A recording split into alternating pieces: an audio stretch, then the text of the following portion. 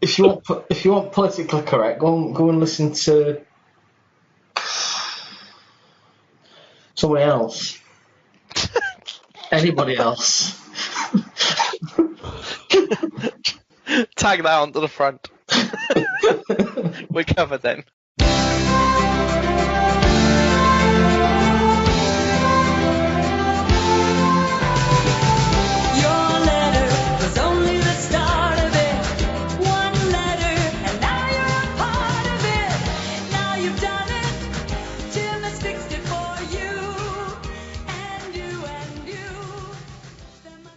Right, so I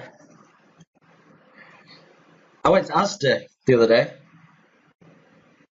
Oh yeah. Get some fennel. Okay. Is this some kind of weird joke? Did you succeed? She goes, I don't know what you mean. I said, fennel.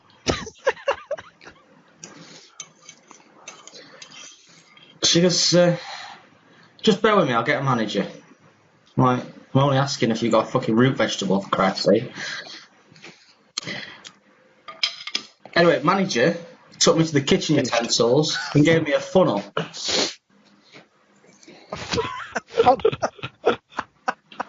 Close enough.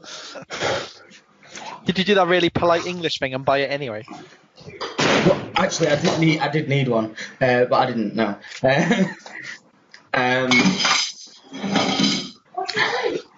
What's your own plate?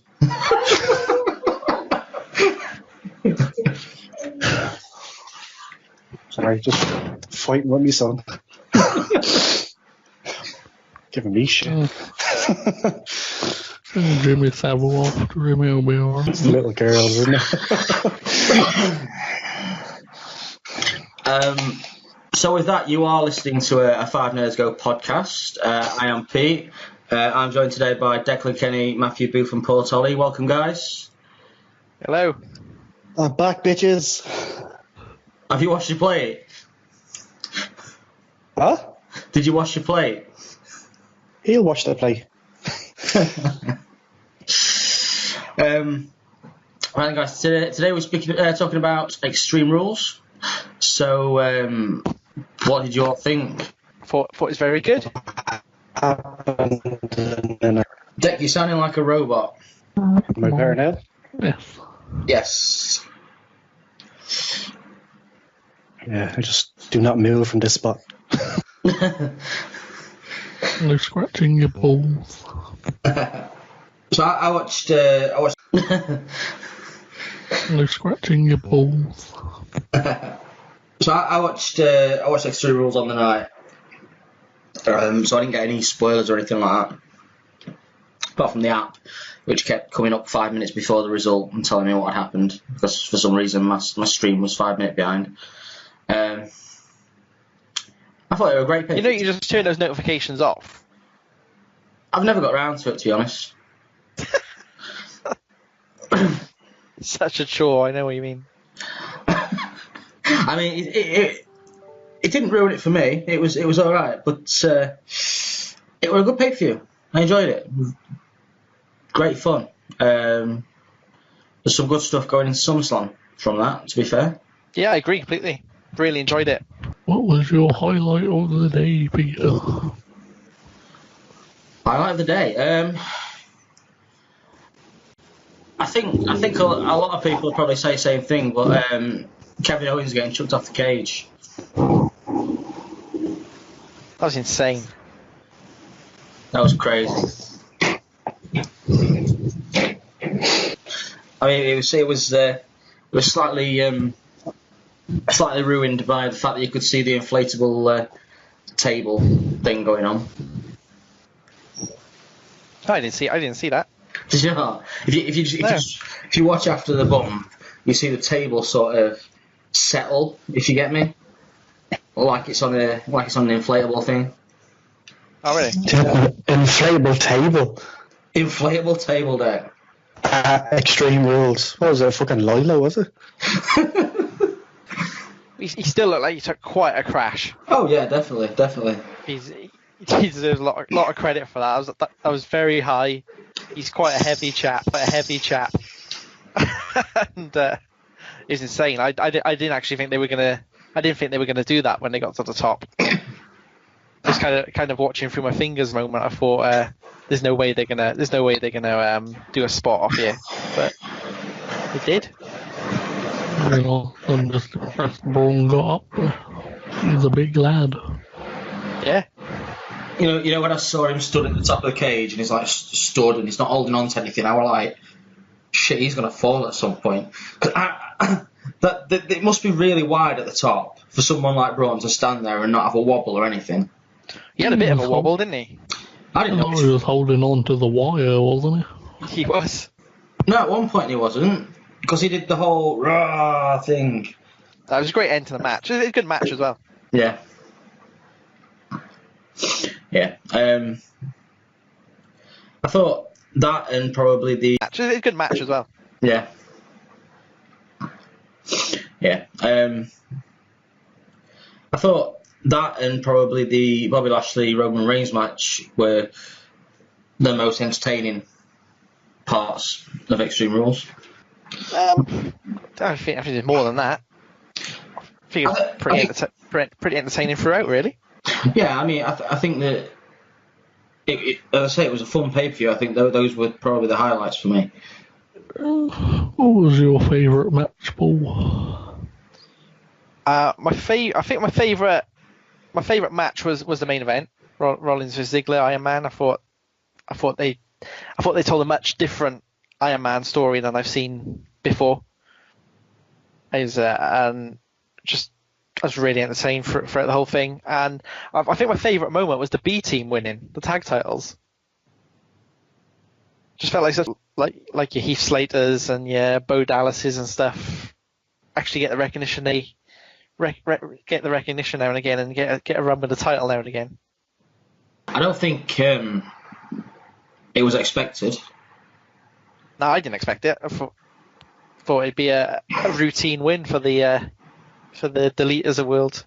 Yeah, I mean,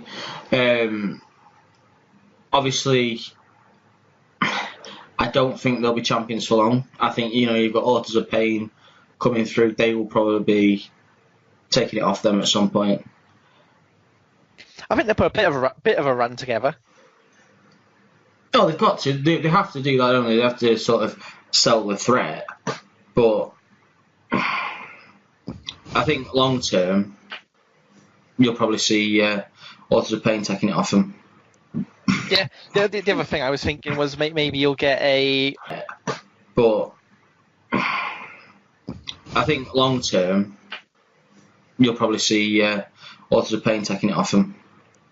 Yeah, the other thing I was thinking was maybe you'll get a multi tag team match at SummerSlam. Yeah, possibly. Maybe an elimination match or just a crazy tornado tag match, something like that. That'd be pretty decent to see, because they've got a lot of tag teams on Raw and a lot of good tag teams. Just going back to the Iron Man match, obviously you said that's the match of the night for you. Yeah. Whoever called the audible to take the clock off the Titantron, what a fucking idiot.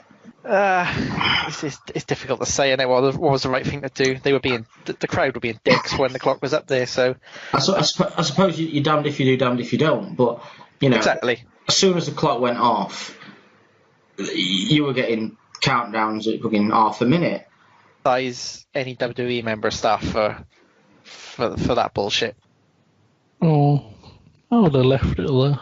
I probably would have made life easier for timing out, so well. I just don't understand it. Ziggler and Rollins put on an excellent match, and kind of when I was watching it, I was kind of enthralled by it. I don't know why. I don't know how the people in attendance went. I mean, personally, why not go the route of having an announcer say how long's left, like every 10 minutes? Would that not? I could have done that. That'd silence the crowd because they wouldn't know when they were counting. Yeah, but I don't think they anticipated that crowd reaction, did they? I've not heard that before. I think my only fault with that match. I don't think they anticipated that that crowd reaction, did they? I've not heard that before. I think my only fault with that match, we've seen Ziggler and Rollins fight 30-minute matches on Raw, and to have that many pinfalls in the first 10-15 minutes, it was slightly ridiculous, and maybe that could have attributed to it. I don't know, to the crowd reaction. Funny enough, I asked someone about this the other day to explain why there's so many pinfalls, and his response was that they don't have. They're doing it because in a normal one-on-one match they have to expend energy to kick out and all that. But in another man match they can just do it later on. That was their reasoning, apparently. It makes sense in that regard, but then you've got to think, well, if I was pinning somebody 10 times in the first 10 minutes and they're not going to spend any energy kicking out, then I've got 10 falls, so they've got 20 minutes to get 10 falls back. You got to look at the context though. Like I anticipate we talk about this. So I went through and made a note of all the pinfalls, and the second Seth Rollins went 2-0 up with a curb stomp. So that's like a legit finisher. Oh yeah. So you expect him to get that. Then his third fall was a disqualification because McIntyre got involved. And then Ziggler only got all his falls to come back because of the influence of McIntyre. So it wasn't as if it was a normal match. That's true. Again, you think, why didn't McIntyre just punt Ziggler a lot of times and rack up the pinfalls for DQ? If he hit Ziggler wins by DQ over and over, really, don't he? You could do that in every match, couldn't you? The show would be ridiculous. I think it's a good story because, like, obviously Rollins was running away with it, and he could have been like 7-8-0 if McIntyre hadn't got involved. Yeah. And I kind of liked that. It showed that Rollins was fully in control of the match. There was still like 20 minutes left on the clock. You wondered, if it was going to be a completely one-sided Iron Man match to kind of cement him in that position. And then when the match flipped and Ziggler was playing defensive and protecting his lead, then it told a whole different story in the second half. I thought you don't often get a match as nuanced as that in WWE. It was really good. Yeah, I agree. It was a great match from my point of view, but like I say, there was something going on that the fans didn't like, and maybe they were just bored of the fact they've been there for 3 hours. But if you go to a 3-hour pay-per-view and you know there's a 30-minute Iron Man match at some point, you're gonna sit through it. It was like a 3.5-hour pay-per-view. I can't sit through that. Yeah, 3.5 hours. Yeah. A bit longer with the pre-show and all that as well. Yeah, but doesn't really count, does it? You can't hold your concentration for that long, and there's no hope for you, is there? Are you going to work a fucking working day, 8-10 hours? What about you then, Matt? What was your highlight of Extreme Rules? Working day, 8-10 hours. What about you then, Matt? What was your highlight of Extreme Rules? I enjoyed the AJ Rusev match, to be honest. I think it pulled up Rusev, and I think that's preparing for the end of Rusev Day as a tag team, which is disappointing in a sense. But do you think unfortunate? Do you think that Rusev, as a character, needs to step away from Aiden English to carry on what he's doing? Because he's very over at the minute, and he's a very, very good pro wrestler. He should be upper mid card, top card. So maybe this is for the best in the long run. Possibly. I think it depends if. I think a lot of people were behind him then. despite the fact he was playing, you know, an anti-American heel, a lot of fans liked him. Yeah. We So- burn him heel. They're still gonna get Rusev Day chance, and nothing's really gonna change that much. No. I thought the AJ Rusev match was very good. It was didn't need to do anything more than what it did. It was great for what it were, you know. And AJ obviously kept his title, which was great. Well, when he's number one contender name next week for SummerSlam, that'll be fun. It'll be Orton. It won't. It'll be Samoa Joe. I haven't seen much of Samoa Joe recently. What's been happening with him? Yeah, they have not. I think Orton. it won't. It'll be Samoa Joe. I haven't seen much of Samoa Joe recently. What's been happening with him? Yeah, they have not. I think some kind of elbow injury or something. Apparently it's going to be him versus AJ, which I'm perfectly alright with, to be honest. Yeah, I'd heard something about that, to be fair. They've wrestled in TNA a few times, haven't they? Yeah. Always reasonable matches, to be fair. Remember Joe jumping down a flight of stairs and nearly breaking his arse? That was fun. Declan, did you watch Extreme Rules? Nope. Have you heard anything about it? I heard we mate Nakamura won the US title, didn't he?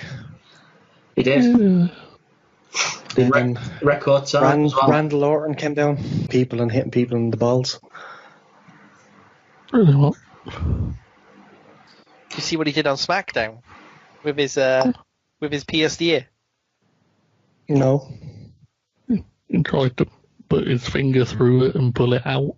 He did put his finger through it. I was pulling on Jeff Hardy's earlobe. Yeah, I couldn't even watch it. It was turning my stomach. So, I'm assuming that Jeff Hardy's injured. Yeah, That's what I heard. the back injury. Because my first thought, and I'm sure it must have been going through at least one of your heads, was, is he drugged up again? No, not really. I knew he's got an injury. I thought, we were getting another, was it Starcade? No. He's got an injury.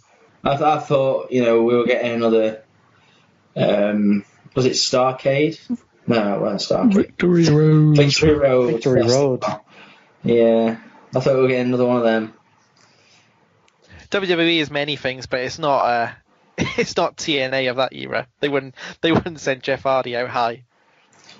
To be fair, I'd go on drugs as well if some bloke came out and fingered me earlobe.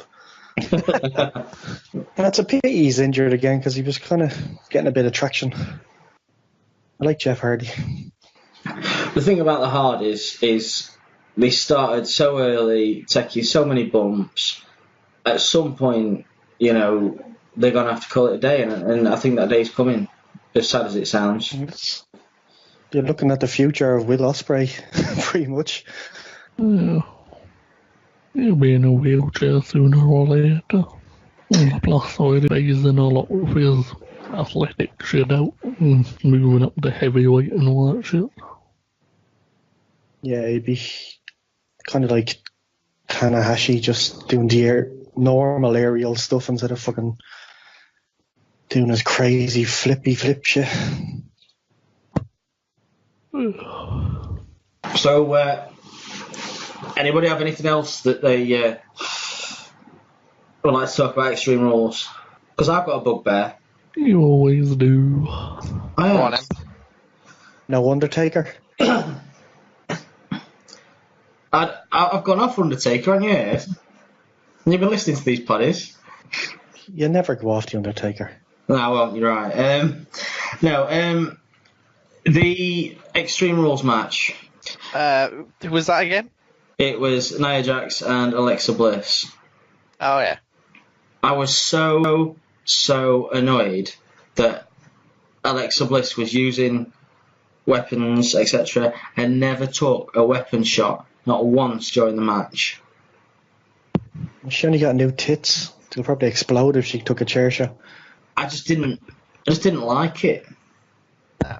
No, I get what you're saying. It was a terrible match. Well, Alexa doesn't like selling up the best of times. Ain't gonna get it with a weapon. No, I mean she's not even good with a weapon. The strikes are so pathetic. Like even the one that ended the match, it looked pathetic. I remember the time when Oscar tried to ram her ass in her face. She just collapsed over sideways before she even hit her, and it was hilarious. There's other weird things like that match as well, like how Natalia didn't even help. Other weird things like that match as well, like how Natalia didn't even help when Alexa and Mickey was selecting weapons for Alexa to use. And I know Nia was grabbing the weapons off her and throwing them away, but Natalia just stayed over in the other corner. Didn't do anything. I don't even know if she was watching.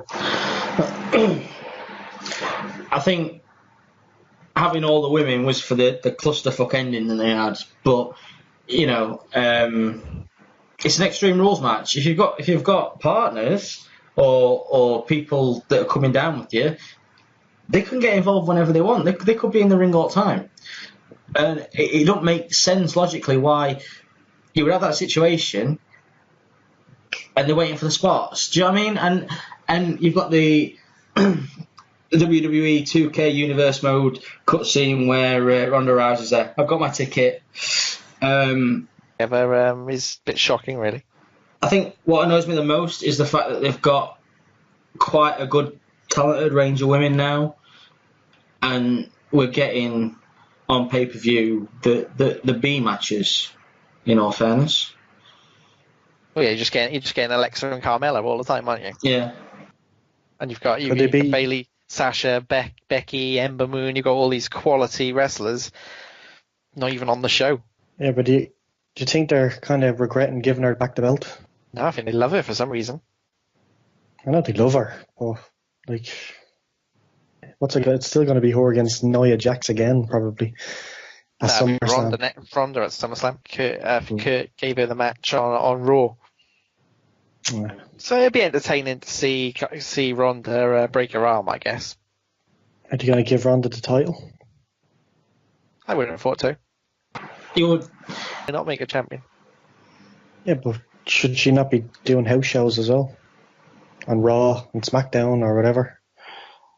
Well, she's done a few by the sounds of it. She's pretty much always on Raw. Not in a wrestling capacity, but she's usually doing something. House shows, it's neither here nor there, really. So I don't think it really matters whether she does them or not. She's a big marquee star. Yeah, she needs to wrestle more. I don't know if she does. She looks good in the ring. She's completely unique. I've got no arguments there, to be honest. And the way they're portraying it is that the fact that she hasn't wrestled much is her weakness. If anyone's going to beat her, is because she's not a wrestler. That's the only way they could beat her, or interference. Which is a good way of selling it, to be fair. Portraying it is that the fact that she hasn't wrestled much is her weakness. If anyone's going to beat her, is because she's not a wrestler. That's the only way they could beat her, or interference. Which is a good way of selling it, to be fair. I mean, she's hit the right notes, and that's what you need. You know, if you're coming in as an ex-celebrity or you're going to be a part-timer, you need to go in and you need to hit the right notes straight away, because otherwise you end up in the situation like you got with Brock Lesnar.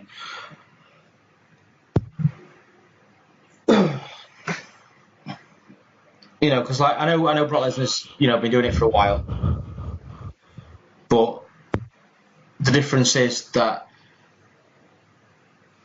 he's literally coming back doing the same thing, then disappearing for 6 months, then coming back doing the same thing, and for the last 2 or 3 times it's been the same opponent. You know, we know deep down Brock Lesnar can do more.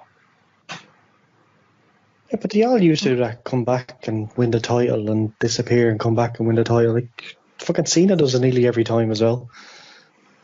Just that he's on more than Brock Lesnar has been. That's what pisses people off.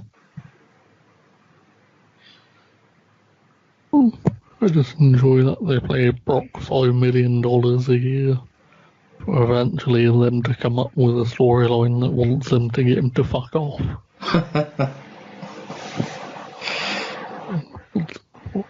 Why would you pay someone that much money if you just want him to fuck off? I still think it's Makes clever. them more. I think it's really clever what they've done. If the crowd aren't going to play along with, who you should cheer and who you should be booing and who's good guys, if the crowd aren't going to play along with, who you should cheer and who you should be booing and who's good guys, who's the bad guys, they've created someone the crowd hate, and some super face is going to come and win the title off him. The problem is people don't really hate Brock. They still see him as some kind of special attraction that comes out once every 3-4 months. I think you need to play Sex Life. Boom. I think It's you not need to, imaginary deck, he does exist.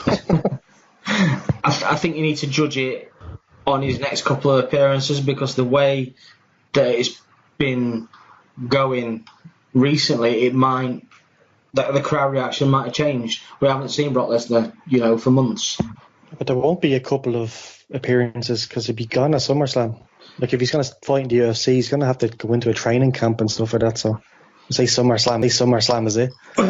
Well, as far as I'm aware, he is booked for SummerSlam and he is booked for the Raw after. He's also booked in 2 weeks' time. Not next week, the week after. Fact is, we don't know. They played us all at WrestleMania. You don't know what his contract is. You don't know. You don't even know if he's going to fight in UFC. You don't know anything. But now it's gone on long enough that I don't actually care anymore. That's the problem. How about this then? So, it doesn't really matter about who wins on Monday in the number one contendership match, which shouldn't happen because Bobby Lashley beat Roman Reigns. It's stupid. But anyway, whoever wins that match faces Brock Lesnar and loses. Yeah? Yeah. So the next night on Raw, Brock Lesnar, Paul Heyman come down, mocking everybody, taking the piss, destroying the fans as they do. Leaving the ring, Braun Strowman comes down to cash in his Money in the Bank. Yeah? Somehow Brock Lesnar and Paul Heyman carry on leaving, and the whole Raw roster comes to the top of the ramp and stop him leaving the arena, so he has to face Braun Strowman. And then Braun Strowman wins it on Raw, night after SummerSlam. Be a bit of a moment, I guess. We all know Hulk Hogan's going to win it. Didn't he beat Brock Lesnar last time? Back, yeah, that's the only whole reason to bring him back. I don't think he's ever beat Brock Lesnar. Hogan beat Lesnar for the title, didn't he? Or did Lesnar beat Hogan for the title? Hogan beat Lesnar for the title, didn't he? Or did Lesnar beat Hogan for the title? Lesnar destroyed Hogan on a SmackDown. Like, literally bear hugged him to death. Who did Hogan win the title from? Triple H, possibly. We need Matt. We need a bit of VAR. What are we on about? Who did Hulk Hogan beat for the undisputed title? I think it's right with Triple H, to be honest. Did Lesnar beat Hogan? Or am I just imagined that they crossed paths at some stage? Lesnar beat Hogan at SmackDown. He destroyed him with a bear hug. There was blood coming out his mouth and everything. Hogan beat Hogan. Yeah. I've got it. I've got it as whoever wins on Monday, and I'm guessing it's going to be Reigns. Lesnar wins again, and at some stage he has to face John Cena. I think it'd be WrestleMania. I don't think Strowman's going to lose. No, but then if they wanted to do it, they could have Kevin Owens cost him it. If Yeah. they wanted to do it Yeah. that way. Yeah. I would love for Cena to get that redemption story. I would, because that would be such massive long-term booking. It probably wasn't the direction they ever wanted to go in a million years, but that'd be massive for me. Rollins is going to win it. Another good shout, Deck. He's been on fire, absolute fire. Ambrose will come back and help him win it. Actually, Boom. we basically narrowed it down to everyone on the roster. He's been on fire, absolute fire. Ambrose will come back and help him win it. Boom. Actually, we basically narrowed it down to everyone on the roster. Effectively. Well, I think James Ellsworth's got a chance. Solid chin, that bloke has. Speaking of Ellsworth, what did you make of that match? The match itself was poor, but it was The ending, but it was fun. It was clever. It was fun. Yeah, I thought it was decent. I thought the ending was good as well. You see the padding on James Ellsworth for the kicks. He had some padding on his stomach. Oh, he came prepared. He was ready for Oscar. Well, he couldn't protect from that position, could he? To be fair. It was a good moment as well. Yeah. The only downside to it was it happened the week before on Raw. That was What did? that James Ellsworth got his comeuppance from Oscar. It happened twice. It happened at Raw and then it happened at the pay-per-view.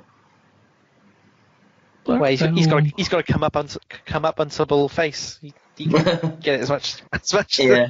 as much as we can take it. Yeah, I mean, what you were saying about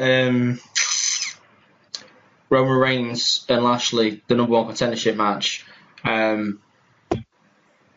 This is one of those, you've seen it before things. I think Bobby Lashley will win. It will be basically a similar match to what happened at Extreme Rules for the Raw audience. Yeah, maybe. I don't think they believe as much in people getting the wins back nowadays. I think it's more for the Raw audience. Yeah, maybe. I don't think they believe as much in people getting the wins back nowadays. I think it's more doing it on a pay-per-view and then doing it on a Raw like a few weeks after is generally the thing they do nowadays.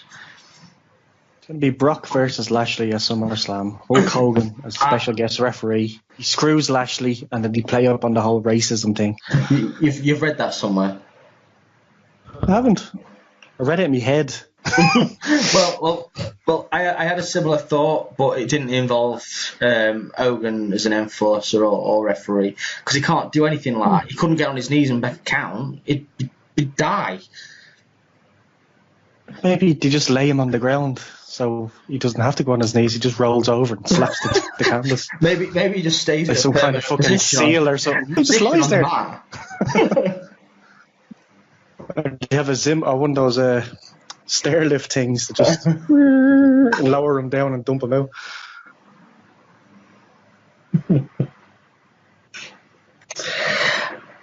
So, Paul. Yeah. I can say Paul and not get two responses this week. Right, have you got any Daddy O chips for us? Oh, yeah, we don't have Extreme Rules, are we? We can go on to it a bit later. Fuck all that jazz. We need a break from the wrestling. We could do a Daddy or Chips. Yeah. Right, okay. Probably need to explain the rules. We have to explain what Daddy or Chips is first. Yeah, go ahead. It's basically, Daddy or Chips is going to give you two things that are completely unrelated to each other. And you need to decide, that's it basically, it never existed. One survived and all our memories of the other is gone. See, I thought it was to do with Daddy's tomato sauce and chips. So I'm glad you've explained it. What sort of game would that be? Well, you can either Daddy's secret sauce. You can either have chips or you can have Daddy's tomato sauce, but you can't have, Yeah. Anyway, carry on. Okay, so we're going to go for professional wrestling, contextual, see, and the internet. The internet. That's a tough one. I don't know what you have a wank to, Dick. Sure, when I was younger, there was no internet, ma. I grew up with no internet, so I watched wrestling on television and got videotapes off people. And The link though, aren't they? Because you could only watch wrestling about 2 hours a week then. Go to them. Oh, it's not. I pirated ECW videotapes off some bloke in Smith's toy store for $5. He was selling them out the back. So this is hard because as you say, no internet. You're gonna have to go out and actually watch the wrestling. You're gonna have to go, to Japan to watch New Japan. You're gonna have to go to America to watch Ring of Honor and WWE and oh my god. Yeah, it's not just wrestling; it's everything. We wouldn't know each other. I'm perfectly okay with that. We wouldn't know each other. I'm perfectly okay with that. Oh man. Yeah. Wrestling can fuck off for that one. You've been in off wrestling, Matt? Yeah. I like Think to with your head, not your penis, man. other sports in the world. Can go watch beach volleyball.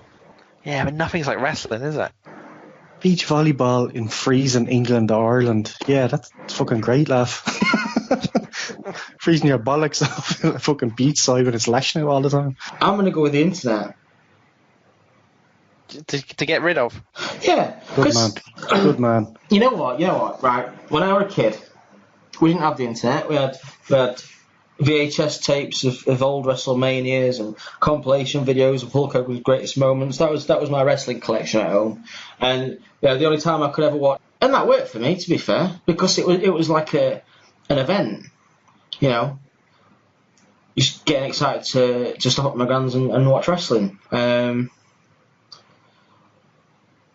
not just wrestling, though, is it? It's everything. I won't have any dirt sheets coming in. What is? I won't have to hear about Dave you're not just getting rid of 5 stars. You're not just losing wrestling if you get rid of the internet. Access to watching wrestling more often. You're losing all the access that the internet gives you to all sorts of stuff. Yeah, I grew up half my lifetime with no internet. You wouldn't be able to play Football Manager. Yeah, I would. You could, just not online.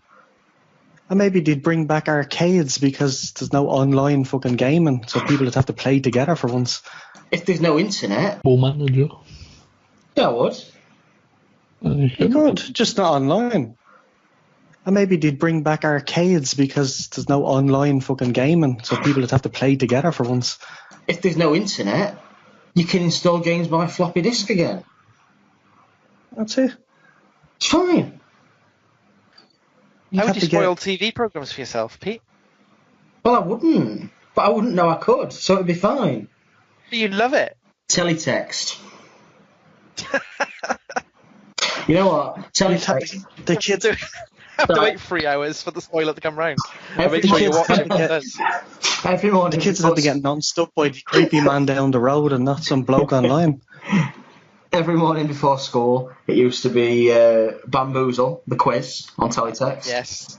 And then there was like a comic strip thing where it went through these comic strips that were all done in. I used to watch football on Teletext. Yeah. Did you ever cheat on Bamboozle? No, never. There was a way you could cheat on Bamboozle, you see, because you only had 4 buttons, so it was red, red, blue, green, yellow.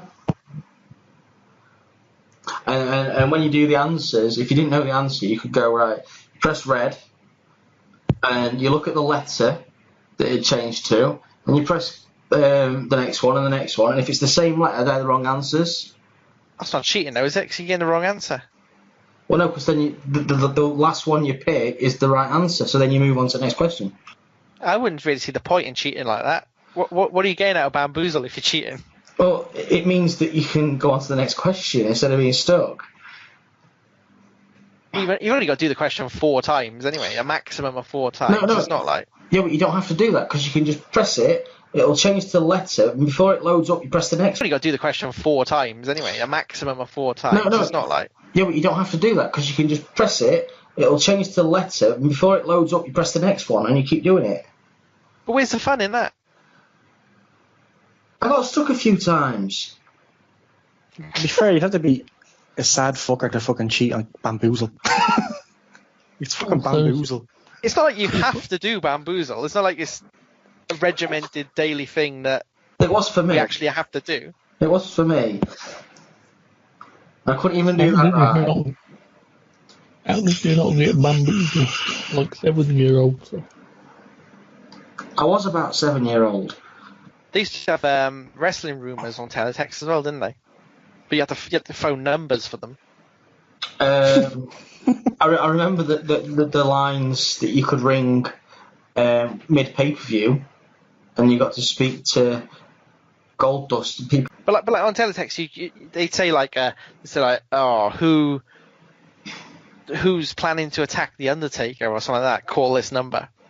£1.50 a minute, and then you ring it up, and for about half an hour it's talking about the pricing, and then it goes on and it says the Repo Man. Yeah. Some bullshit fake news like did you know Roman Reigns and Bobby Lashley's going to main event Extreme Rules? Basically, it's a line to Dave Meltzer. Yeah, basically.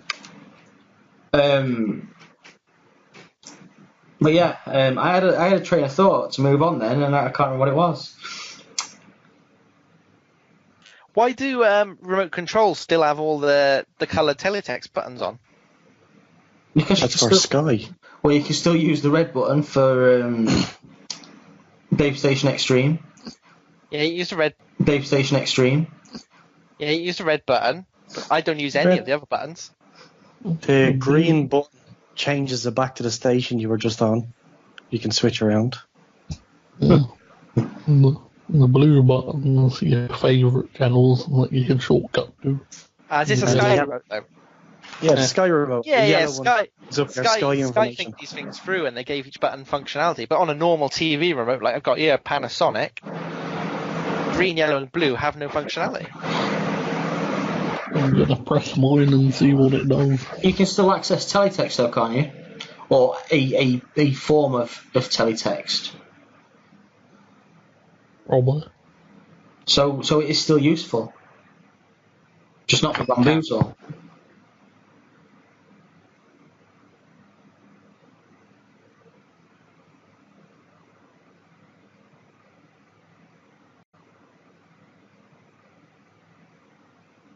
Do you remember late at night, BBC Two would just put teletext on? Yeah. Their programs would end at about 2 o'clock in the morning, and then they'd just put teletext on. Well, BBC, it was CFAX. Yeah, CFAX, yeah. Yeah. CFAX was the inferior form of teletext. Then that little bitch with the fucking doll would show up as well. Yeah. She did fucking nothing. No. Just stood there. Now you get bloody roulette and things like that. Some program you've watched before, but with some sign language. Yeah, but that'd be funny. Especially if it's the in-betweeners or something with a fucking woman doing sign language. It's hilarious. I hate the sign language lady. Well, get her off the screen. She pisses me off. Hard? Absolutely brilliant. I love it. I love the concept. Never seen it. So basically, you've got a team of 5 people. that go on, and they take it in turns. They get a subject, and it's a top 10 list, and they have to get 5 correct. If they don't get 5 correct, they get knocked out. But if they get 5 correct, they stay in for the final round, and they earn the team. Is it £1,000, Paul? I can't remember the denominations. Is that not like Family Fortunes? No, because Family Fortunes. Are you sure? Because Family Fortunes is based on a vote. This is more like, for example, on Monday when I watched it, I think it were Queen singles, top 10 Queen singles or whatever it was. It's like who dares win on the BBC then. Yeah, kind of. But it's more perilous because there are only 10 things. I saw one that was like the top 10 largest lakes in the Lake District. Bloody hell. How fucking hard's that? Well, Not very hard if you live in the lake. this one I watched, all these lads were proper lads. Yeah, you wouldn't have. Lads. Lads. You wouldn't have thought that they were knowledgeable about intense topics, really.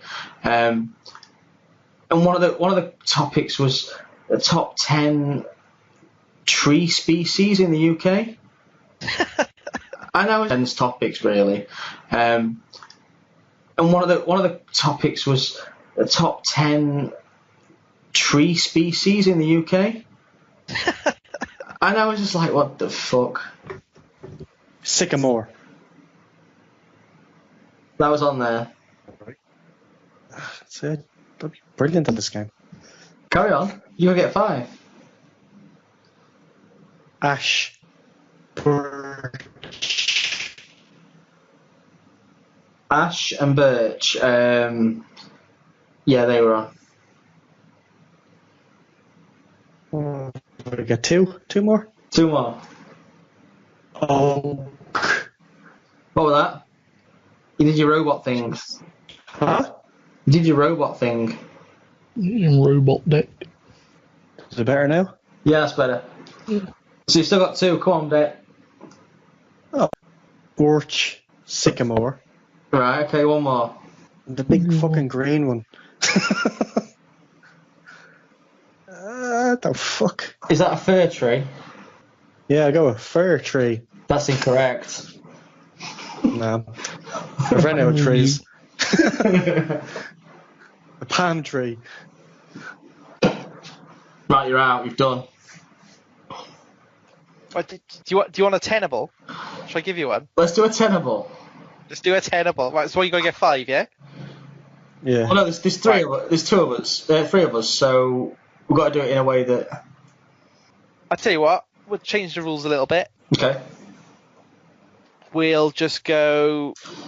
You keep naming them until you get one wrong. And then you're out, and then it carries on then- the last 2. Yeah. Whoever. Yeah, exactly. Yeah. Okay. Okay. We'll start with Matt because I know it's not one of his. Yeah. Whoever. Yeah, exactly. Yeah. Okay. Okay. We'll start with Matt because I know it's not one of his strong subjects. This is right, best-selling albums of the 1990s. Just give me the artist. So the top 10 best-selling albums of the 90s in the UK. Just give me an artist, Matt. Christ.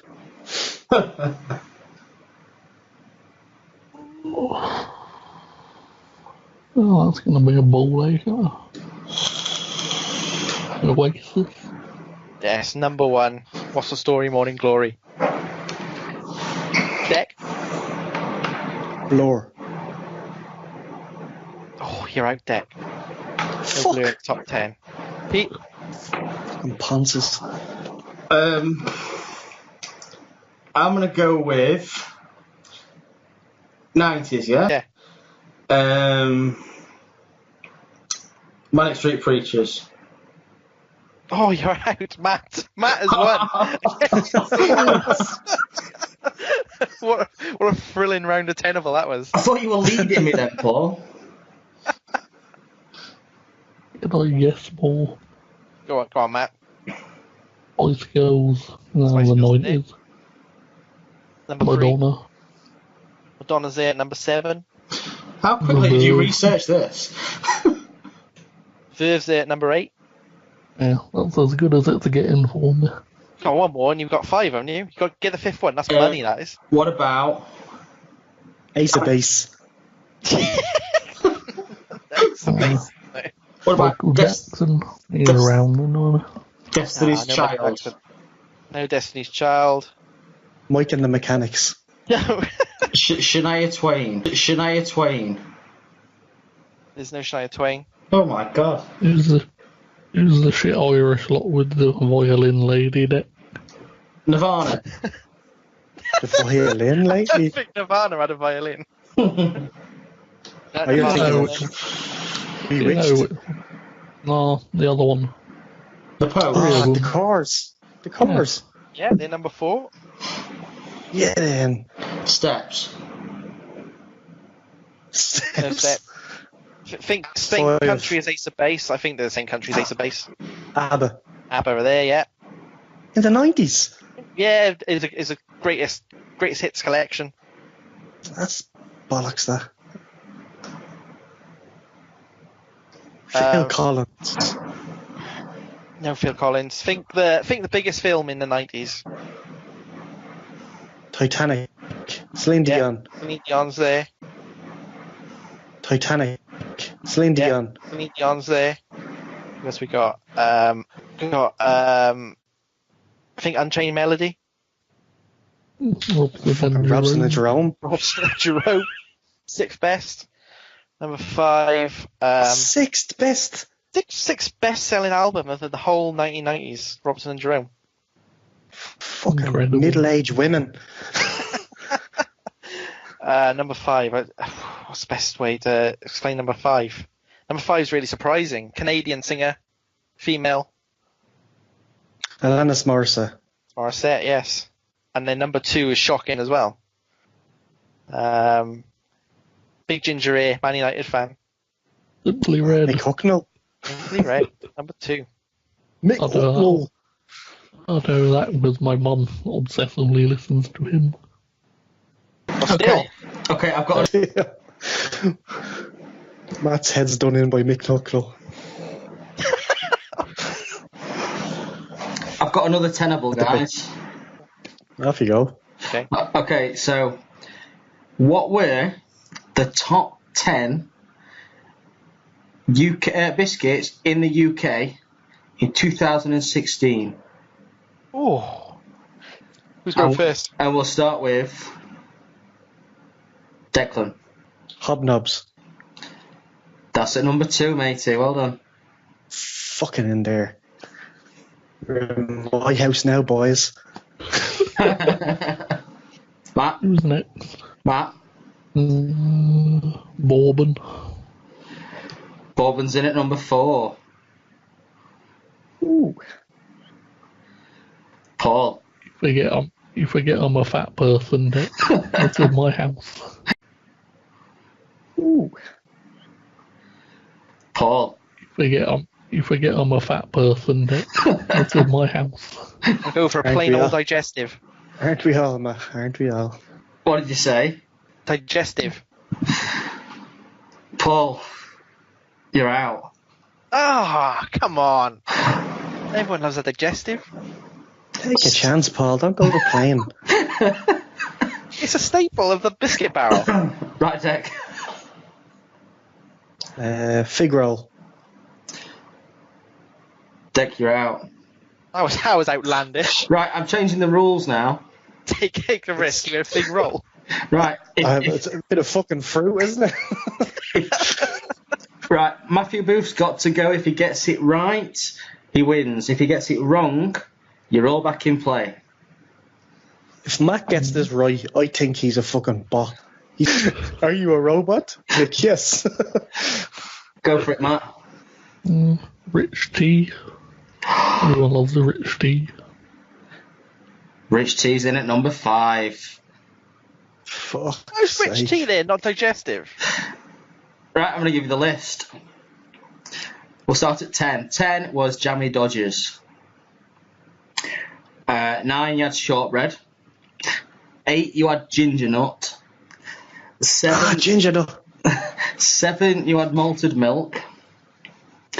6, you had chocolate. What the fuck is that? Malted milk. Malted milk. Like the Blue Ribbon biscuits. Nothing like a blue ribbon biscuit. They are the same shape. What? Same shape. No, they're not. They are, they're rectangles. What are you talking about? Blue ribbon. They are the same shape. What? Same shape. No, they're not. They are, they're rectangles. What are you talking about? Blue ribbon's like a chocolate finger, aren't they? No, they're the same shape, but the Blue Ribbon's got chocolate. I don't know. You might be right. I don't eat many biscuits. Number 6 was a chocolate chip. Number 5, Matt got rich tea. Number 4, Matt got bourbon. You had custard creams, chocolate hobnob, which Deck got.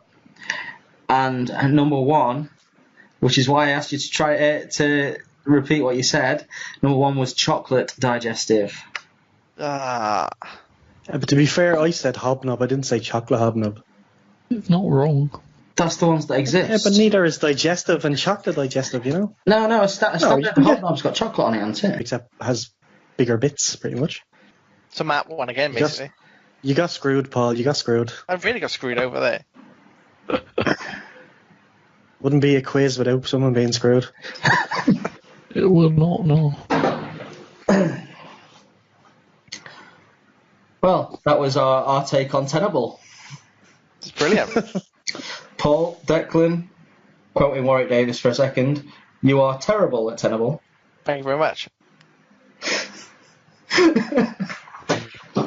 Brilliant. Anyway. So did we get rid of the internet in the end? Well, I got rid of I got rid of the internet, yeah. So did I. I think it's for the best. The internet ruins wrestling anyway. I have a question for you. Go on. What would make wrestling better?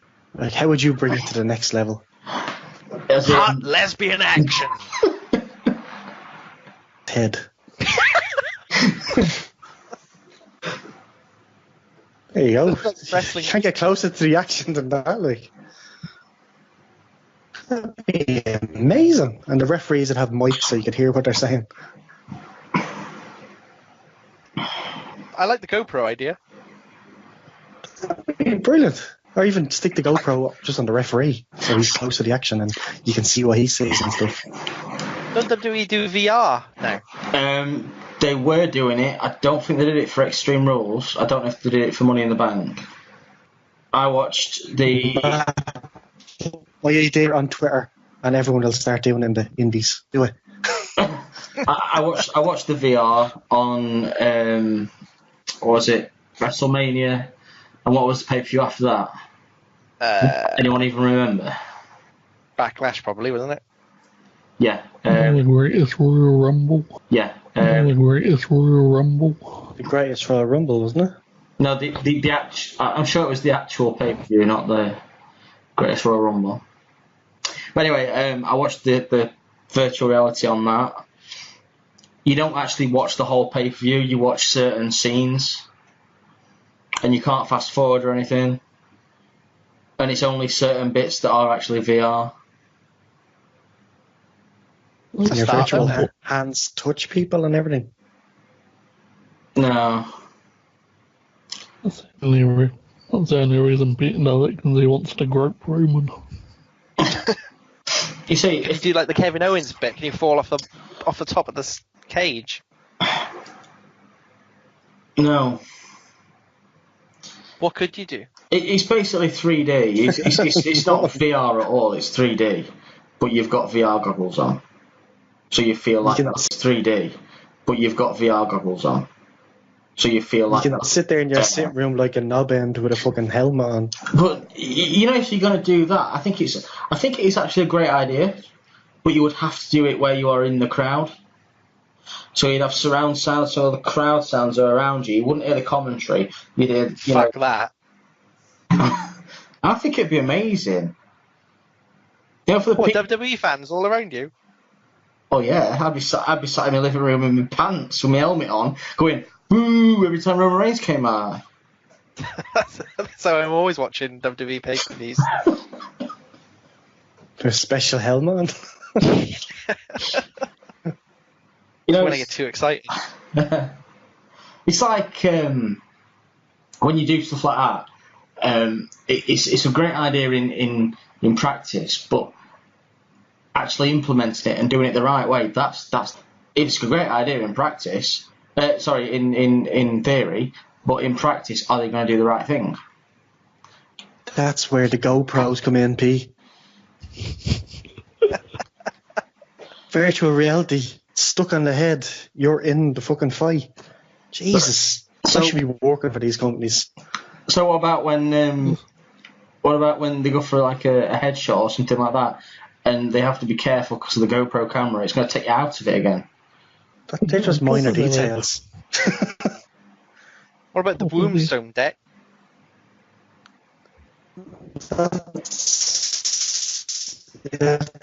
Extra for that's after hours. Is that the red button? Yeah, press the red button if you want the Wombstone. This is why Is that the red button? Yeah, press the red button if you want the Wombstone. This is why Deck wants it, really, and with the hope that one of the divas leaves it on their head and forgets to turn it off in the shower room. It'll always happen, Matt.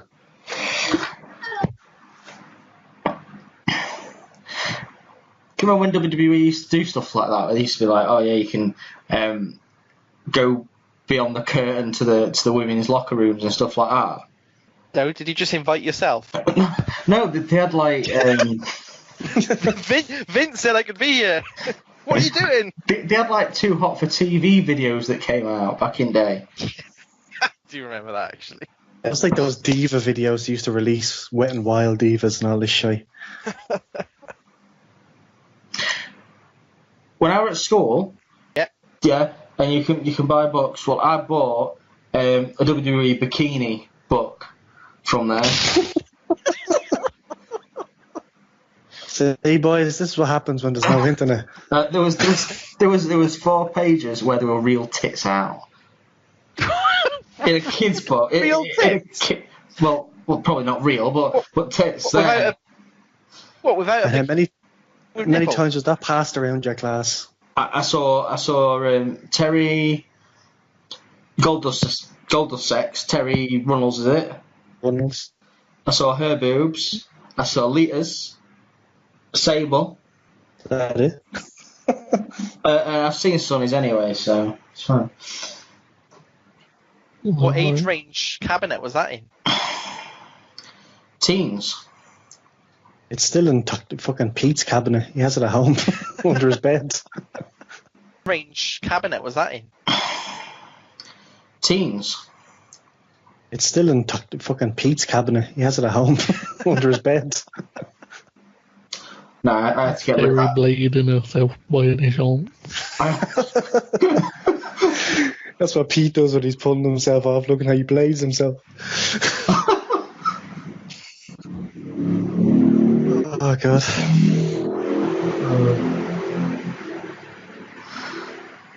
So, GoPros, yeah?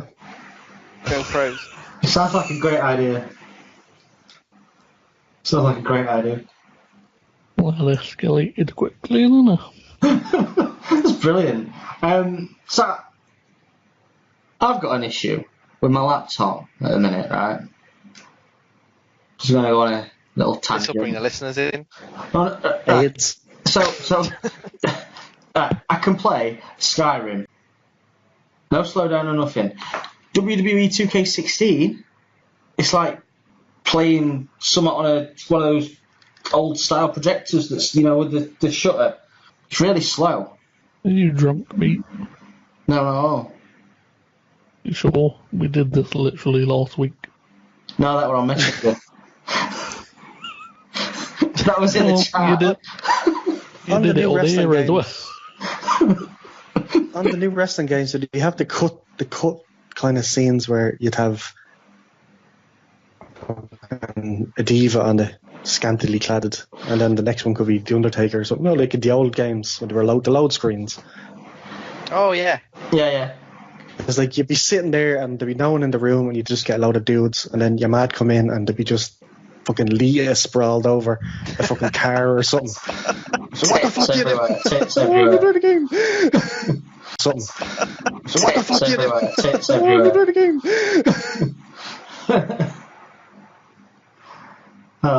Yeah. Do they still have them? What, the like pictures between matches? Yeah, it's great. Yeah, mostly. Yeah. It's less women now, though. I won't be getting one of them, so. Stop wanking. Just came. Did you say stop wanking?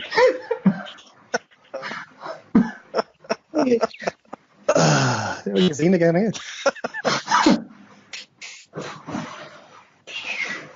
I mean, all I heard was someone go, oh, and there was dead silence, so I assume you got your book out. No, I ain't got that book anymore. I've moved up in the world. Ages are stuck together.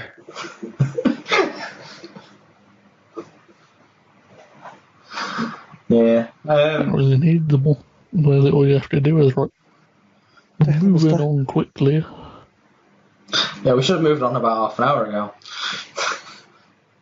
Probably, yeah. This thing's out of control. I blame Dick.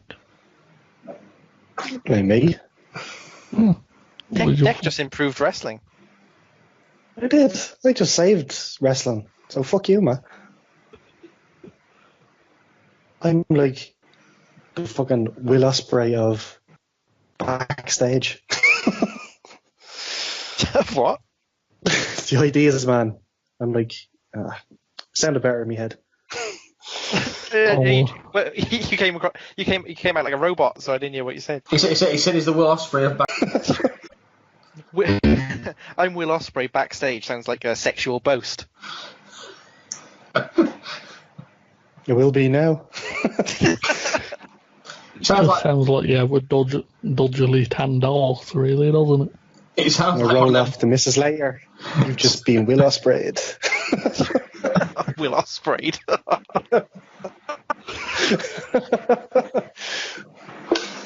Only $9.99 on the WWE network. No. Just no. No? No. So Can't get that shit on the WWE network. It's too hard.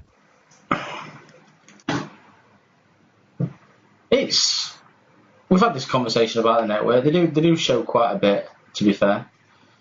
It's got a massive back.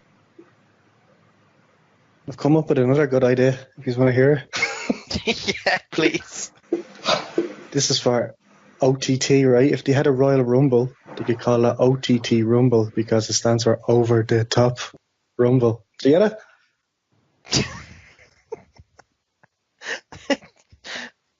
It wouldn't really improve wrestling.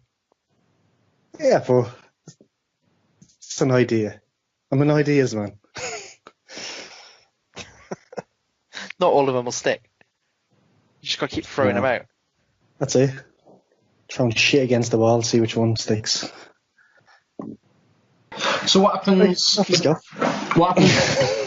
What happens in a Royal Rumble when they've got these GoPro cams and they get chucked out? Land on the floor like everyone else. Yeah. You could have like press the red button and all the people in the ring come up and you can choose cams and they get chucked out. Land on the floor like everyone else. Yeah. You could have like press the red button and all the people in the ring come up and you can choose which one you want to see to go through the GoPro. Oh, cool. That's genius. Someone's going to steal this idea. So, fuck yous if you steal. We shouldn't release this podcast. That's it. I could be murdered. We could all be murdered. Can A big cover up by Vince McMahon. can anyone remember the Heskey cam when he went to Australia? Yeah. The Heskey.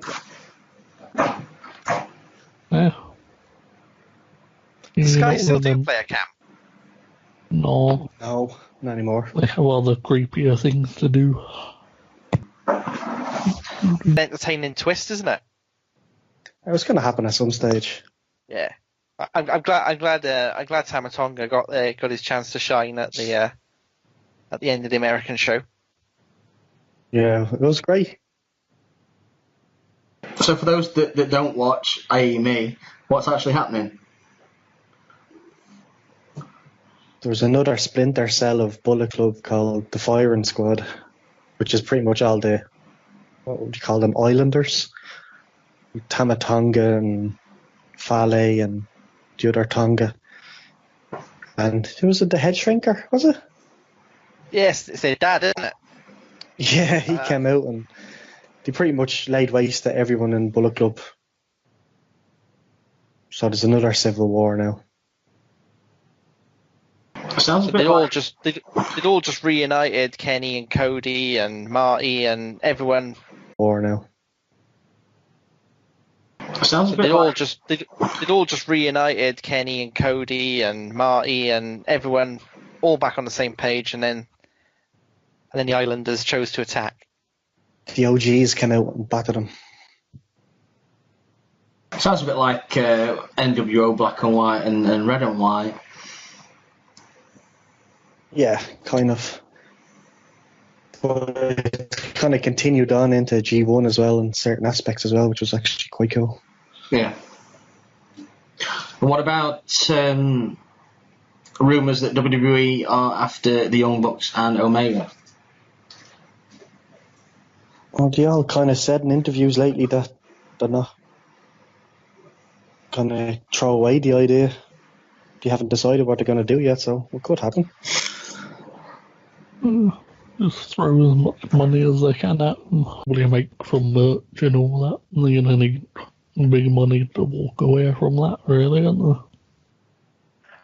Has any big Western wrestler ever not eventually joined WWE? Not really, no. Sting was the only one who held out, wasn't he? And then even he succumbed in the end. Yeah, but he had nowhere else to really go, did he? And going to TNA again. Yeah, but that was kind of failing at the time. Yeah. On the plus side, it is now back on track and actually worth watching. And Sting isn't. Probably not. He's a cripple. So form would tell you that they will eventually end up there, but I don't see it in the foreseeable future. No. I think you know, if... To be fair, the Bucks have done it.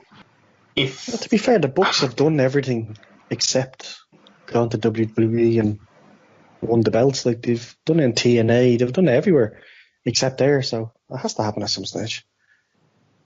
You'd think so. I don't see the point of them going to WWE, to be honest. I say just to say that they did it. It could be the last piece of their big puzzle to win the belts. Like them beating New Day. Possibly. Then again, WWE aren't exactly as fond as tag team wrestling as everywhere else. Like, I couldn't see them going to Next or anything like that. You'd have to go straight onto the main show. Would people know who they are, though? Of course they would. Well, you think, they had to introduce people like AJ slowly, didn't they? I suppose that he's more well known than they are. I don't think they introduced AJ slowly. They're promotional whores, but everyone knows who they are, especially after the stunts they were pulling last year. AJ debuted at the Royal Rumble, for Christ's sake. Yeah. And then he feuded with Jericho in the mid-card for about 3 months. Jericho is pretty much the WWE's X-Pac now. When it was the Attitude Era, new guys coming in would feud with X-Pac. It was like a rite of passage / get people used to the WWE style thing. That's what it is. And it's easier to kind of introduce a tag team than it would be a singles competitor anyway. Yeah.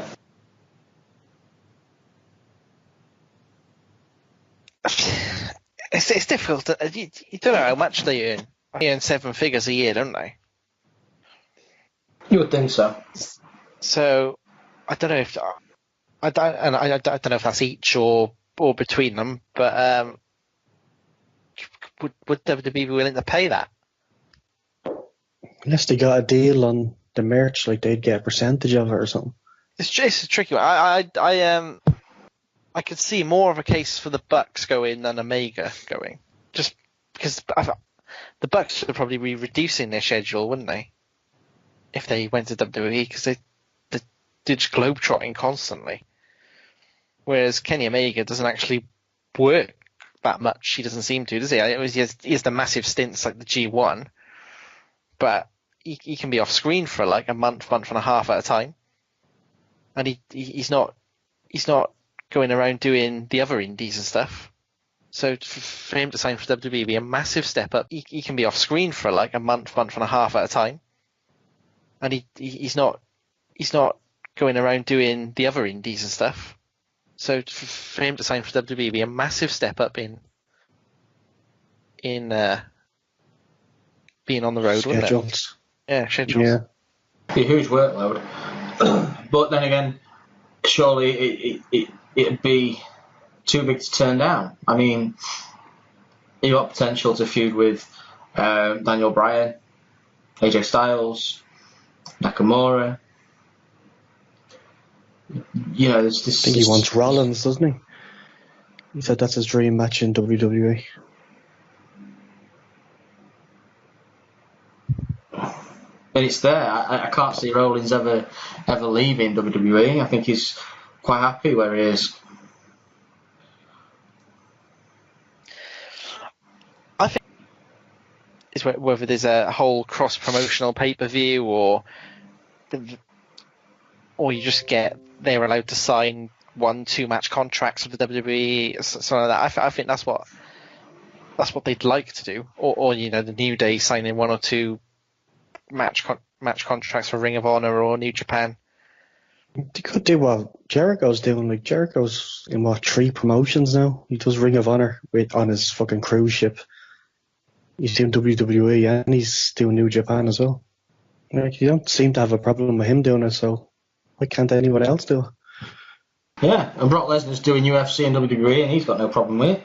Like, it can be done. It's just, would they let Omega just show up and have one big feud with someone, disappear and do New Japan, then come back? Vince is a bit of a... Would they let Omega just show up and have one big feud with someone, disappear and do New Japan, then come back? Vince is a bit of a... Vince.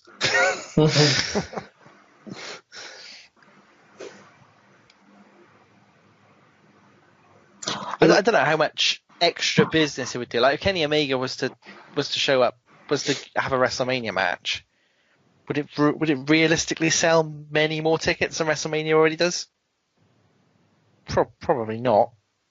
I think it was more likely back in the day. I seem to remember Hogan having a match in Japan with Stan Hansen at one point. I think there were crossover things they did back then, because they might see that as a hostile move as opposed to benefit. Well, if they do NXT Japan or NXT Asia or something like that, then it'd never happen, because that's a direct competition. That was on Triple H's map when he pointed to it and said, "This is what we want to do." So it could happen. Like, they are kind of getting more Japanese wrestlers, well, mostly female now, but it could happen down the line. WWE's whole kind of modus operandi at the moment is aggressive and not it's not looking to partner with anyone, so it's looking to crush opposition.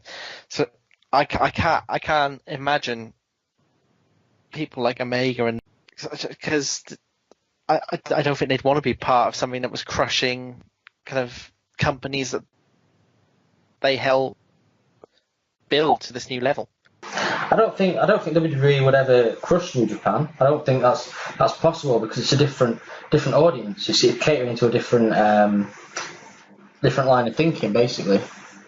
I think any NXT Japan thing would still be WWE style, just in Japan. It'd just be a case of them doing their own thing. Yeah, but they'd have to cater it for the Japanese audience, who like seeing the New Japan style as well. I think they'd make more money overall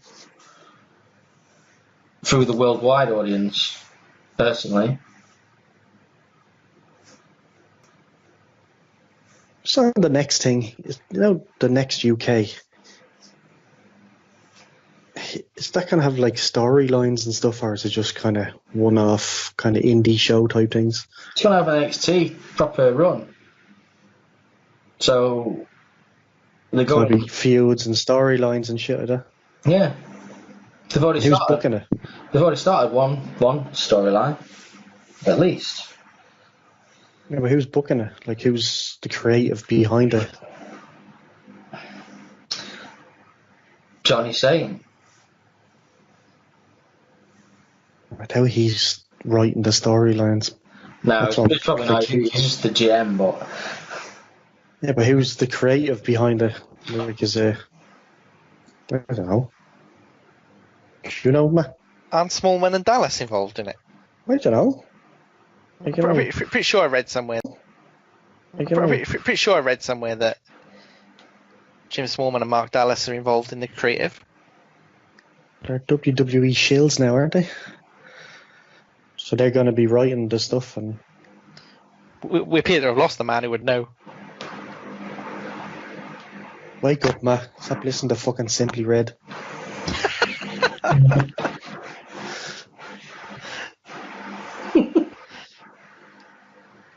Where's the one time we need him and he's not fucking here? It's like reverse Batman. Hello? Hello. Oh, there he is. I've been talking for about 5 minutes with my microphone on mute, apparently. That would be a great podcast in itself, just hearing that conversation. Yeah.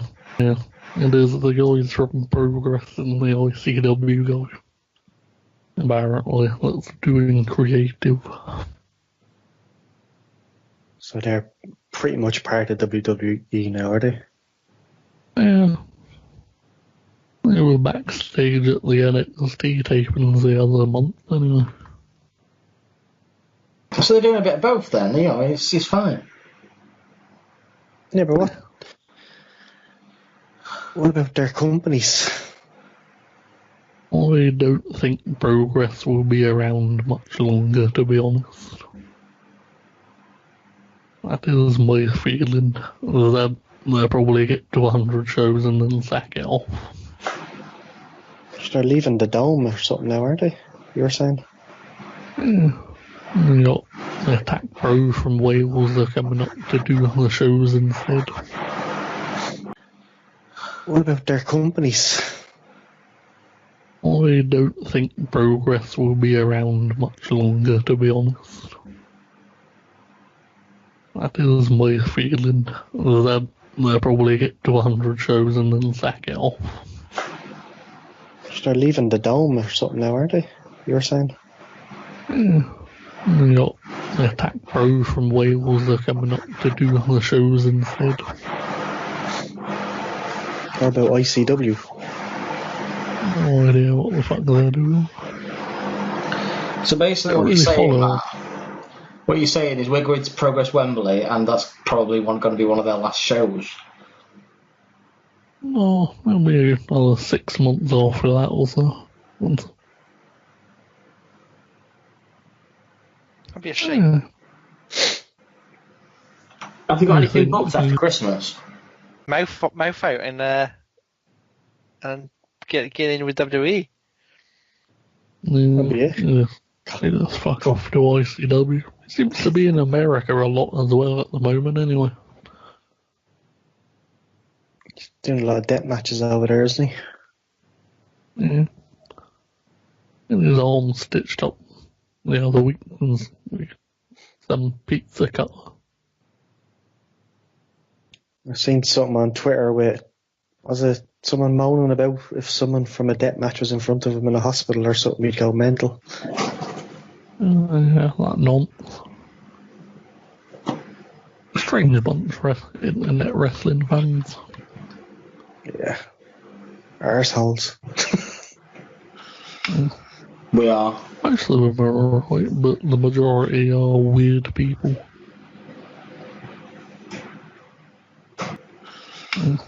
We are. Most of them are alright, but the majority are weird people.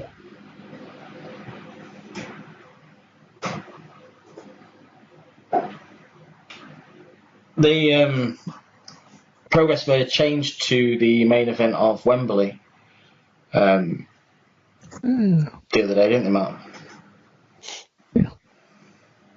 That's Zack Sabre Jr.'s not showing up, is he? No. Because he's being called for the New Japan show as well. Which is unfortunate. This is the problem. This is what we talked when WWE UK was announced and we had the conversation on the podcast. This is what we said would happen. It's like an arms race now. I'm sure New Japan, if things had been different, I'm sure New Japan probably would have, well, I don't know for sure, obviously, but probably would have waved because everyone's trying to tie up their own wrestlers now.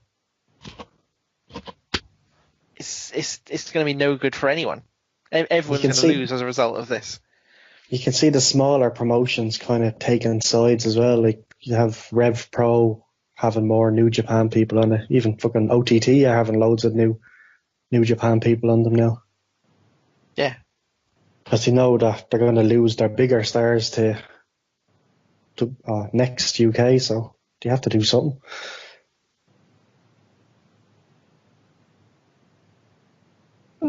Really won't.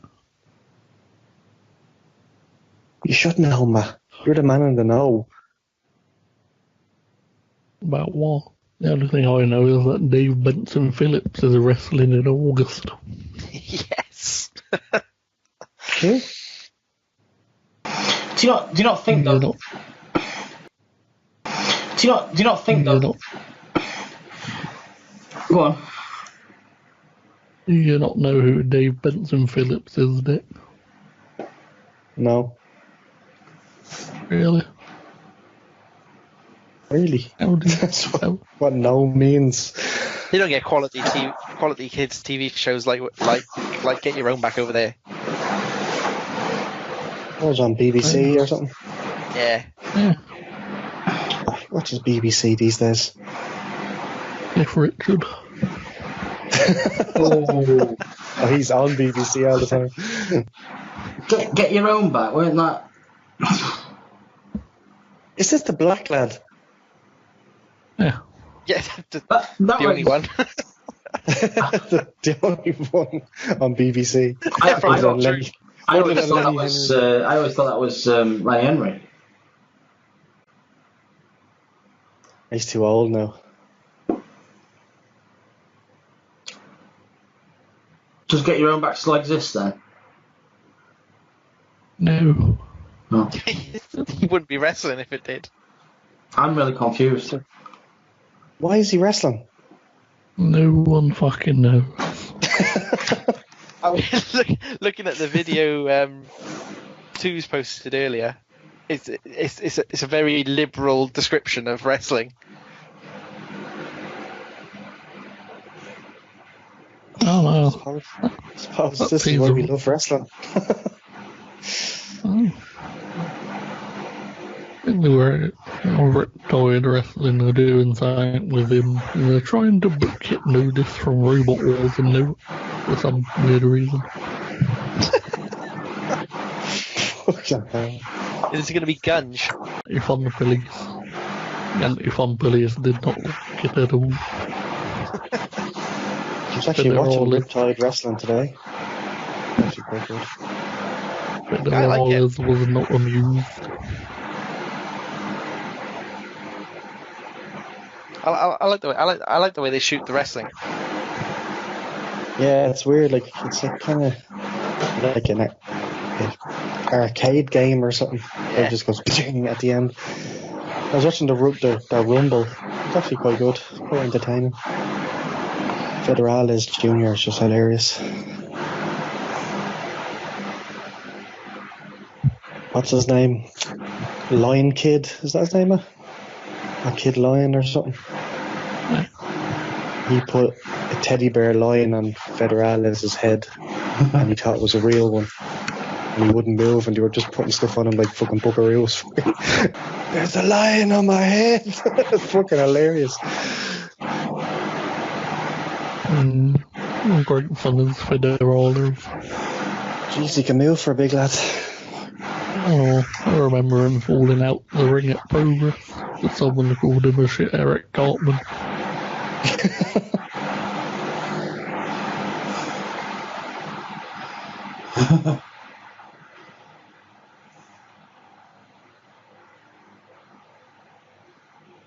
Anyway. Let's just play random game shit now. I think the talking is done. When's the after hours talk where we talk bullshit and you still put on the podcast? That's been happening for the last hour, hasn't it? Yeah, that has literally been the last 45 minutes. So you're trying to say my fucking ideas are going on the after show? It's been fine. That's been happening for the last hour, isn't it? Yeah, that has literally been the last 45 minutes. So you're trying to say my fucking ideas are going on the after show? It's been fine. I'm just watching Dave Benson Phillips wrestling. Dave Benson Phillips. What are y'all? Who else would make a good wrestler from like old school TV? Pat Sharp. Yes, and the twins. He'd come out with the twins. Yeah, he'd come out with the twins. The Funhouse twins against the Bella twins. If people don't remember Funhouse, it sounds like we're talking about his bollocks. He's gonna bring the twins out. They come out in the little go-karts. I always wanted to go on those go-karts, but like if you watch it back now, they were really slow. Yeah, they want to kill the kids. Like. Because they were there. Token on a pole match.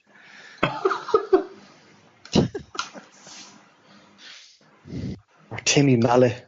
He'd be brilliant. Oh, Timmy Mallet against Hacksaw Jim Duggan. Fucking book it. Right upon watching Mr. Blobby try and wrestle. I say he probably has in Butlins a couple of times. Against El Negro. how about Neil Buchanan from Heart Attack? What about? No, he's a prick. He could like once he's Why is he beaten a someone, prick? he can do a quick like massive heart attack around them, so they're like the jockey on a horse or something while they're still out cold.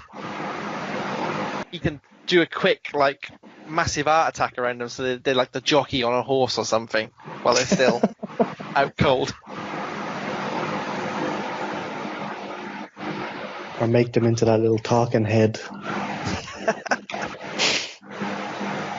Fight Al Snow. That's it. Head Jesus. versus head. We could do a Nostalgia Wrestling Federation. Let's book it. Let's book it right now.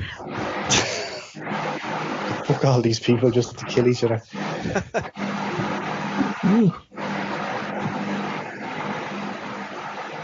What about Mr. Who else is Tumble? there? Mr. Tumble. The old Who would he go lady up from against? Come Fly With Me. The one with the dog. For it. The one with the dog. You not know Come Fly With Me. There's one of the holiday shows, is it? I thought that was the Little Britain guys. Oh.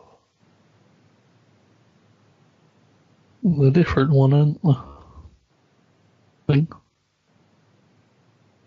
Probably got the wrong show, but that other one, an old lady and an old Thinking of Murder, lady in She an Wrote? aeroplane. Old lady in an aeroplane with a dog. You're hallucinating. Oh, there we go. Come outside. That was it. Come outside. Yeah.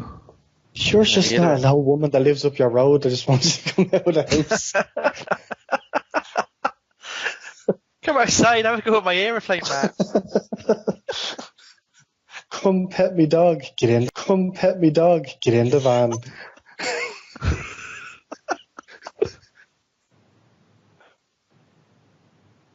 Go Andy Peters. Yeah.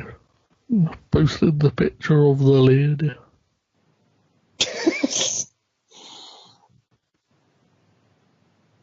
He posted a picture of an old lady and a dog. Yeah. Noel Edmonds would be a great heel, like the boss of a heel stable. Who's that, Mark? The lady I was on about, you tit.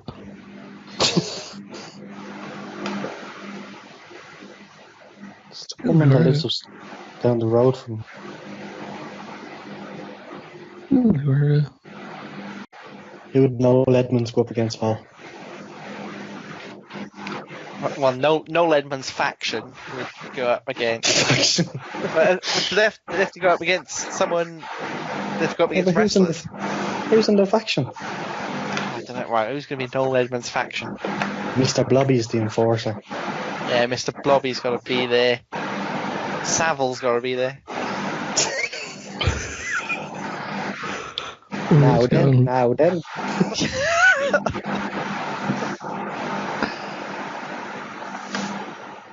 Oh, Noel Edmonds, Mr. Blobby, Jimmy Savile, and Gary Clare. Oh. He's the rock star. He's the Shawn Michaels of the group. and we're throwing Chris Evans, he's a bit noncy as well, isn't he?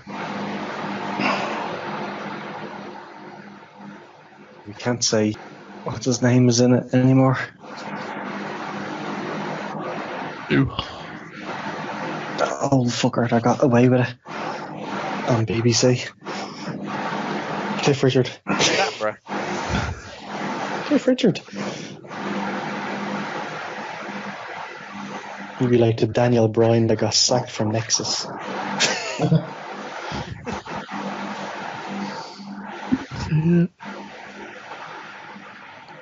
Who would he go up against? The $1 Million Team? It'd have to be the New Day, wouldn't it? Why the New Day? Because they're all like family friendly and nice and happy, aren't they? So it'd be the best to take on a team of paedophiles. It'd be the BBC watch list against the New Day. It'd be the best to take on a team of paedophiles. It'd be the BBC watch list against the New Day. Noel Edmonds isn't an audience. No, well, he's just the leader of the group. I'd say Mr. Blobby touched up a couple. He was very handsy, if I can remember. He just fall on people, didn't he? Yeah, fall on them. Fall on people with these days.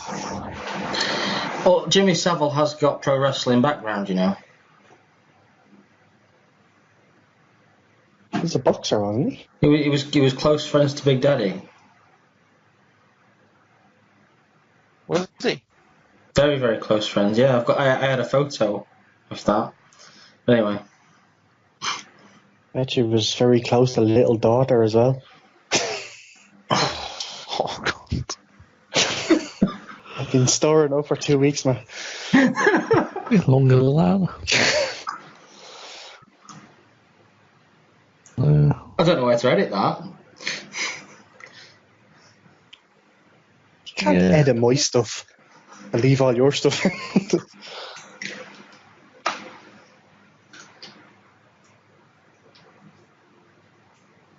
One more team. Who else do we have? The girls from Blue Peter and Michaela Strachan. Michaela Strachan, yeah. Michaela Strachan against what's it, Alondra Blaze or something.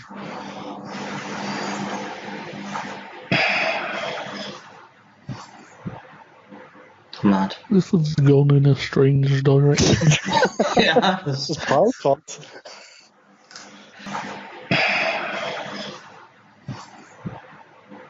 Mad. This has gone in a strange direction. Yeah. This is Paul's fault. I was thinking Michaela Strachan and Annika Rice tag team. Bet you were. I think about it Dirty daily. bastard.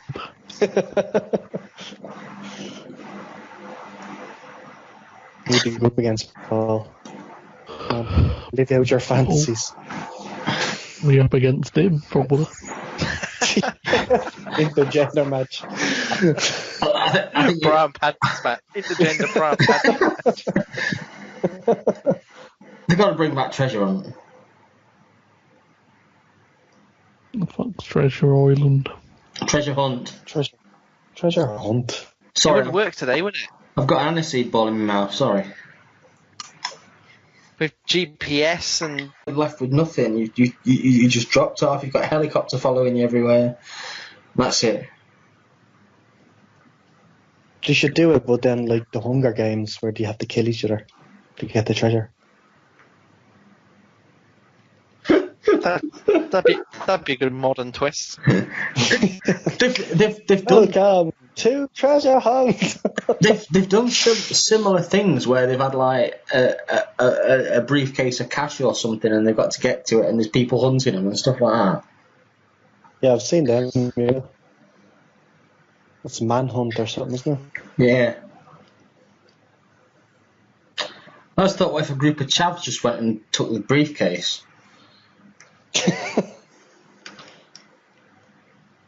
Was this the same group of chavs from Tenable? They weren't chavs. They was manly men. Oh, so the top mansion and The big super fat chav. fucker. Yeah. With his gold teeth and all, and you start hanging out with your man from fucking Northern Ireland. What was his name? Johnny Adair. Following Rangers and everything. He'd be number one.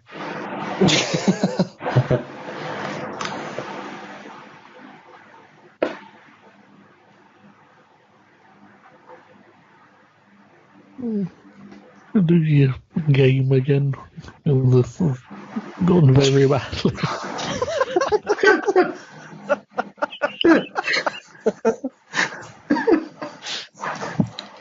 You want me to run one of your games? You lot know how it's played and I don't care too much. Yeah, go on then. You keep fucking winning, you fucking robot. I only win because you lot are idiots. I mean, you said digestive. What is wrong with you? It was chocolate digestive, to be fair. I know, but you said fig roll. Is it even a biscuit? What's a fucking biscuit? Is it even a biscuit, mate? And so is a Jaffa cake a biscuit. So shut your fucking mouth. I won't call the Jaffa cake a biscuit. The Jaffa Call cake. it a Jaffa cake. The Jaffa cake was not in the top 10. It should It's be. not a biscuit, that's why. Exactly. It's a It's a biscuit. cake. It's a cake. It's not a cake. It's just. It's in the name. It's It's in the name, you dick. You know, this was the fun of it. She'll do the top 10 best-selling singles of 2000s. Of the 2000s. Yeah, single or albums. single, because apparently we're retarded and won't get any of the other ones. Fucking singles in the 2000s. It's great. It's literally the shittest list in history. Right. What's Rihanna, Umbrella. Nope, you're out. Oh. Yeah. Is it me? Right, 2000s. Hey.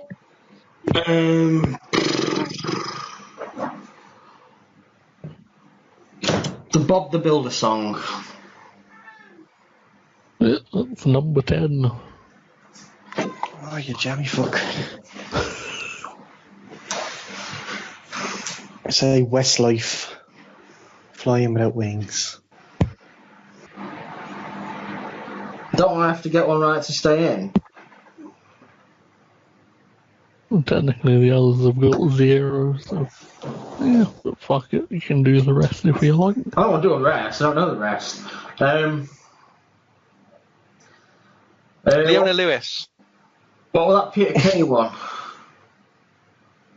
The Road It's Down number 3. Amarillo. It's 3rd. That's my It's input. turned. Potato. Potato. Yes. Destiny's Child. No, it is literally the shittest top 10 in history. Niall Barkley. No, Oh. it's a fucking Limp Bizkit. atrocious. I'll tell you what else will be in there. Because I think they had an anniversary or something back then. The Band-Aid. Because I think they had an anniversary or something back then. The Band-Aid. That was number 6. It's literally the worst top 10 in history. You can do the rest, Matt. Number 10, Bob the Builder. Yes. Number 9, Hearsay, Pure and Simple, because apparently that was still a thing then. Number 8, Shane Ward. Shane Ward. Number 7, Can't Get You Out of My Head by Kylie. Classic. Yeah, Band-Aid at 6. Got Hallelujah by Alexandra Burke at 5. It Wasn't Me by Shaggy at 4. Oh, what a song. And then the top 2 were X Factor, Monsees and Gareth Gates and Will Young. Evergreen. That is. Yeah. It's a fucking terrible top 10. Pete, I don't know. Yeah? when you edit that, can you put the old Top of the Pops music over Matt's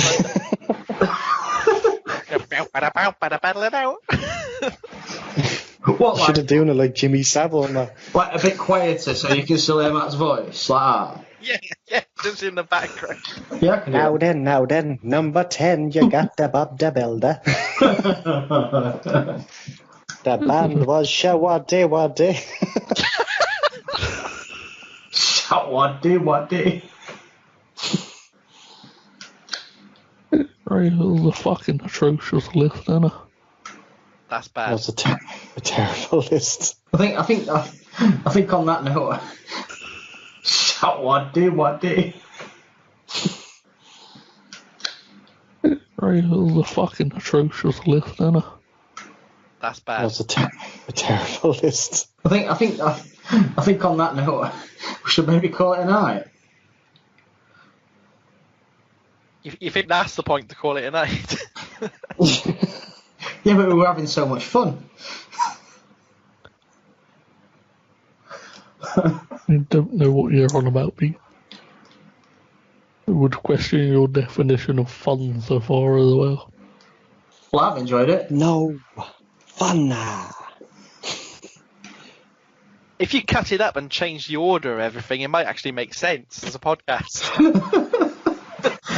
Literally nothing about this made sense. This is Start off with the nonce talk. this is why people Well, I mean, like my fennel story if we're going out of order. Fucking hell. What story? I'm beginning to think that it's just non-existent to lower class people. We just don't. We cannot achieve the greatness of fennel.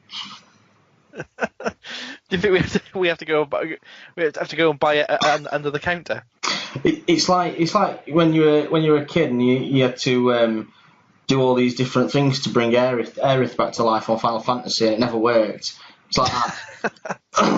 You have to stand at the veg counter, and you have to spin around 3 times, and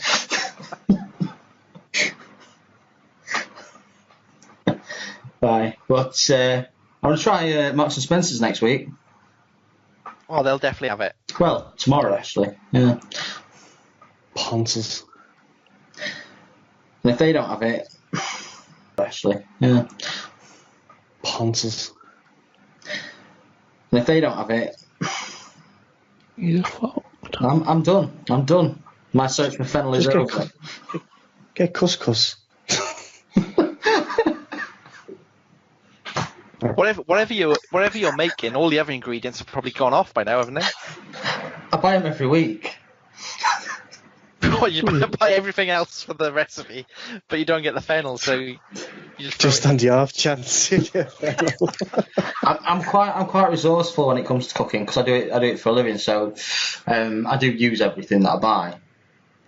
I just make different things up.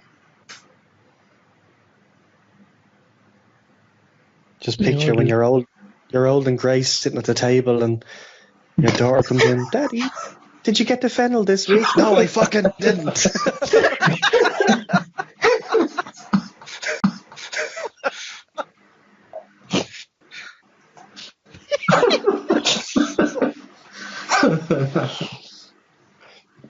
Someday, Pete, someday you'll get that fennel. Just a cupboard full of funnels.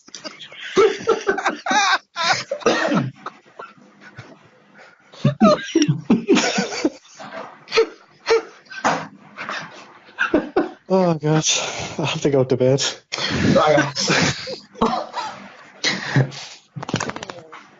On that note, you have listened to a 5 Nerds Go podcast, I think. He's off to surprise Bobby's missus. Paul, Matt, Declan, it has been great to have you on. It's good to be back, Pete. It's Thanks, great as always. to have you back, Dec.